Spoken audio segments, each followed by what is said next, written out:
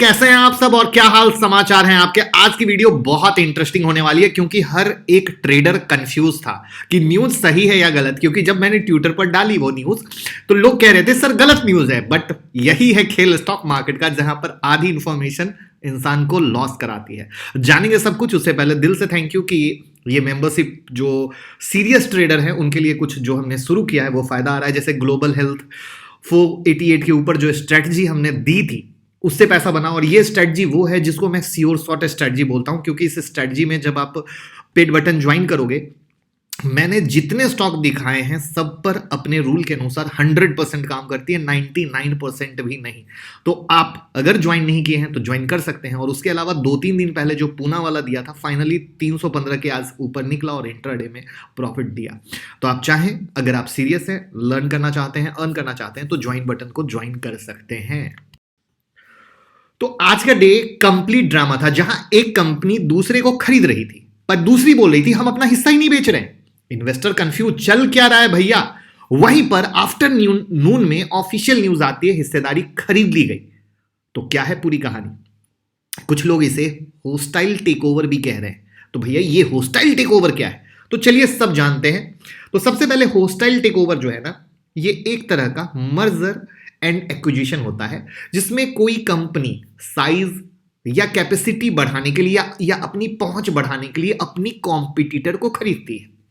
जब कोई company target company को उसके मैनेजमेंट की मर्जी के बगैर खरीदने की कोशिश करती है तब कहलाता है होस्टाइल टेकओवर। अब नाम क्यों दिया गया, तो भैया मैनेजमेंट से बात किए बगैर सीधे शेयर होल्डर से डील करोगे तो होस्टाइल ही कहलाएगा, जबरदस्ती ही कहलाएगा। कई बार बायर यानी खरीदने वाला टारगेट कंपनी के मैनेजमेंट को भी बदलने की कोशिश करता है या फिर टेक ओवर के लिए ऑफर देता है। इसमें अहम बात यह है कि टारगेट कंपनी का मैनेजमेंट इसकी पूरी कोशिश करता है कि टेक ओवर ना हो। अब यहां पर कुछ ओल्ड स्टोरी बताता हूं, आपने वो स्टोरी सुनी भी नहीं होगी बट नाम सुन के आप घूम जाओगे। पहली स्टोरी है, ब्रिटेन के एनआरआई बिजनेसमैन स्वराज पॉल ने स्कॉट्स और डीसीएम सिराम को जबरदस्ती खरीदने की कोशिश की थी। कहानी यही नहीं है, एक और इंटरेस्टिंग स्टोरी है। रिलायंस इंडस्ट्री ने एलएनटी की बागडोर अपने हाथ थामने की कोशिश की थी। ये तो बहुत खतरनाक वाली स्टोरी है रिलायंस और एलएनटी की। क्या आपने जानी है, सुनी है? क्या आप सुनना चाहते हैं तो मैं वीडियो जरूर बनाऊंगा। उसके बाद ग्लोबल टोबैको कंपनी बीएटी ने आईटीसी को हथियाने की कोशिश की थी, जो आईटीसी आज आपको इन्वेस्टमेंट और रिटर्न दे रहा है। ग्रेट ऑफशोर के लिए एबीसी शिपयार्ड और भारतीय शिपयार्ड की बोली भी होस्टाइल टेकओवर की बेहतरीन मिसाल है। आपके तो दिमाग उड़ गए होंगे ऐसे ऐसे सुनकर। यहां पर एक और नाम है जो लेटेस्ट में होस्टाइल टेकओवर कहलाता है, वो कौन सा है कमेंट में बताइए। देखता हूं, अभी लेटेस्ट की कहानी है, आई होप एवरीवन को पता होना चाहिए। और किस किस को रिलायंस के बारे में जानना है कमेंट में बताइए। तो कहानी शुरू होती है मिंदा कॉर्प और प्राइकॉल की। कल शाम से खबर यह थी कि मिंडा कॉर्प प्राइकॉल में हिस्सेदारी खरीदेगा 15.7% के करीब की। यह कल शाम से खबर थी, ठीक है। फिर सुबह में आज मार्केट खुलने के समय में प्राइकॉल की तरफ से आती है, भैया हम हिस्सेदारी बेच ही नहीं रहे तो खरीदोगे कैसे। यानी वो ये नहीं कह रहे हैं कि हम बेच रहे हैं। तो अब इससे क्या हो गया, कंफ्यूजन क्रिएट हो गया। एक साइड कह रहे खरीद रहे, जो बेचने वाला वो कह रहा है हम तो बेच ही नहीं रहे। करेक्ट है। अब इससे इन्वेस्टर परेशान हो गए। अब आफ्टरनून में ऑफिशियल एक्सचेंज फाइलिंग, क्योंकि एक्सचेंज फाइलिंग तो सबसे बड़ा पैरामीटर है, उसको तो आप डिनाई कर नहीं सकते हो। तो एक्सचेंज फाइलिंग से क्लियर कट खबर आई कि मिंदा कॉर्प ने प्राइकॉल की 15.7% की हिस्सेदारी खरीद ली, और ये ओपन मार्केट से हुआ है 400 करोड़ में। अब ध्यान से कुछ चीजों को समझिएगा। इस खरीदारी से कंपनी को कोई खास राइट नहीं मिले। कंपनी का कहना है बस ये फाइनेंशियल इन्वेस्टमेंट है। शेयर की खरीदारी पर जो प्राइकॉल के दूसरे शेयर होल्डर हैं उनको जो राइट्स हैं, मिंदा कॉर्प के पास भी वही राइट्स हैं। ध्यान से। अब यहां पर एक पहले मजेदार चीज बताता हूं जो आपको शॉकिंग लगे या आपके दिमाग में घंटी बजा दे। वो शॉकिंग चीज ये है कि 15.7% की हिस्सेदारी खरीदी है।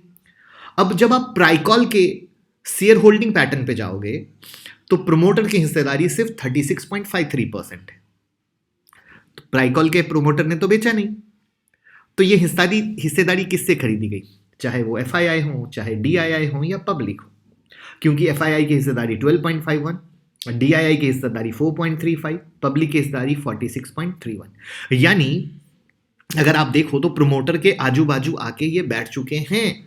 अब ये तो कहेंगे नहीं कि हम होस्टाइल टेक ओवर कर रहे हैं, ऐसा कहेंगे। अभी तो मोहब्बत से पास आए हैं, फिर हौले से फिर और हिस्सेदारी कहीं ना कहीं से लेने की कोशिश करेंगे। क्यों? क्योंकि दोनों सेम बिजनेस से हैं और मिंदा कॉर्प लगातार पिछले साल 2 साल से इस तरह के एक्विजिशन बहुत एग्रेसिव वे में कर रहा है, क्योंकि ईवी में उसका पेनिट्रेशन बहुत जबरदस्त है और वो बहुत जबरदस्त तरीके से आगे बढ़ रहा है, जिसको कहते हैं ना खतरनाक कदम। भैया पीछे हटेगा नहीं, झुकेगा नहीं, लगातार आगे बढ़ेगा, बिल्कुल उसी तरीके से चल रहा है। तो वहां पर प्राइकॉल के साथ सॉरी, ये इनके लिए बहुत अच्छा रहता है।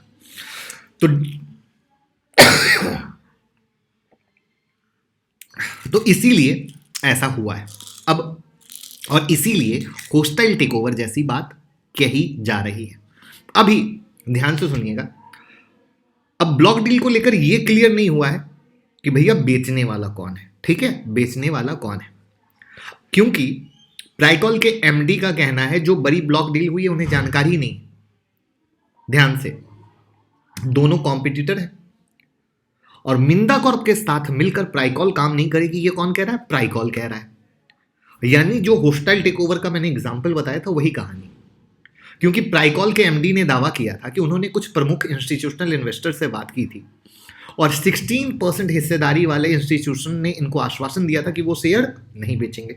फिर भी किसी ने बेचा, किसी ने तो बेचा ना। यहां पर आप देख लीजिए कि प्राइकॉल ऑलरेडी बहुत अच्छी कंपनी है और लोगों के पैसे को डबल कर दिया। तमिलनाडु की कंपनी है, 2022-23 की तीसरी तिमाही अक्टूबर-दिसंबर 2022 में कंपनी को 26.76 करोड़ का कॉन्सोलिडेटेड प्रॉफिट हुआ है, जो सालाना बेसिस पर 54.2% ज्यादा रहा है। और सेम टाइम फ्रेम में कंपनी का रेवेन्यू भी 16.3% बढ़कर 474.8 करोड़ पहुंच गया है। पिछले कुछ वर्ष में ग्रोथ भी बहुत अच्छा रहा है, नेट कर्ज भी नहीं है। तो इन सब को लेकर देखा जाए तो प्राइकॉल सच में क्यों बेचेगा, क्यों किसी को घुसाएगा? लेकिन अब आपके मन में सवाल होगा, सर दोनों के शेयर क्यों गिर गए? तो देखो, मिंदा कॉर्प के शेयर इसलिए गिर गए क्योंकि ऑफिशियल क्या खबर आई कि इन्होंने जो इतना इन्वेस्टमेंट किया, इन्वेस्टमेंट करने के बाद भी कोई स्पेशल अधिकार इन्हें नहीं मिला। करेक्ट है, वो नॉर्मल शेयर होल्डर की तरह। तो ये अपने आप में एक बिग नेगेटिव न्यूज होती है इन्वेस्टर के लिए कि भैया मिंदा कॉर्प के पास जो 400 करोड़ का कैश फ्लो था वो ट्रांसफर हो गया। तो इसको बोलते हैं short term effect, long term effect नहीं बोलते, क्योंकि साइकोलॉजी 2 सेकंड के लिए हिट करती है। तो इस तरीके से ये क्लियर नहीं हुआ, तो वहां पर आपका मिंदा कॉर्प गिर गया। फिर आता है, आप कहोगे प्राइकॉल क्यों गिर गया? तो प्राइकॉल इसलिए गिर गया कि लोगों को समझ में नहीं आया कि भैया ये मैनेजमेंट चाह क्या रहा है। एक साइड मैनेजमेंट कह रहा है कि मेरे हाथ में, मैं अपना नहीं बेच रहा, मैं इंस्टीट्यूशन वालों से बात कर लिया। तो भैया तुम सबसे बात कर लिए, फिर तुम्हारी पकड़ क्या है कंपनी पे? इसका मतलब तुम्हारी कंपनी पे पकड़ नहीं है। इसका मतलब तुमने जिससे बात की वो तुम्हारे अपने नहीं है, सगे नहीं है। तो ये इस तरीके से इन्वेस्टर के मन में क्या हो गया? डर हो गया। वो डर होने से खेल गड़बड़ा गया। तो यहां पर इस चीजों के कारण यहां पर गिरावट हुई है। तो अब कहोगे आगे क्या है? आगे की कहानी ये है, परेशान होने का नहीं, थोड़ा सा सेटल होने देने का। दोनों कंपनी बहुत अच्छी कंपनी, दोनों कंपनी दिग्गज कंपनी अपने सेगमेंट में, तो मुझे लगता है वहां पर कहीं से कोई दिक्कत नहीं है।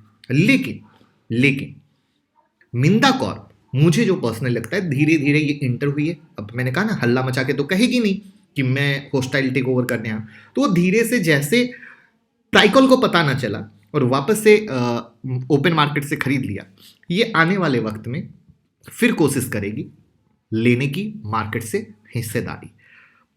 जो एज एन इन्वेस्टर के हिसाब से देखा जाए, कंपनी के हिसाब से अपना झोलमाल का हिसाब किताब है, बट मैनेजमेंट अच्छा है दोनों साइड, कंपनी अच्छी है दोनों साइड। तो थोड़ा सा वेट एंड वॉच अपना लीजिए और वीडियो को फटाफट शेयर कर दीजिए, लाइक कर दीजिए। डीमेट ट्रेडिंग अकाउंट का लिंक डिस्क्रिप्शन में है, अगर आप अकाउंट ओपन करेंगे तो स्पेशल टेलीग्राम में ऐड कर देंगे और बहुत सारे बेनिफिट आपको मिलने वाले हैं।